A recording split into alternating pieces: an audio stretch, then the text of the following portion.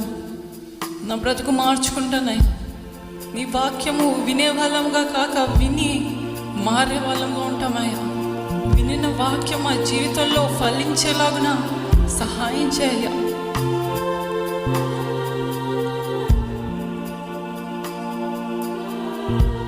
ఎన్నో సంవత్సరాలు దాటిపోతున్నాయి.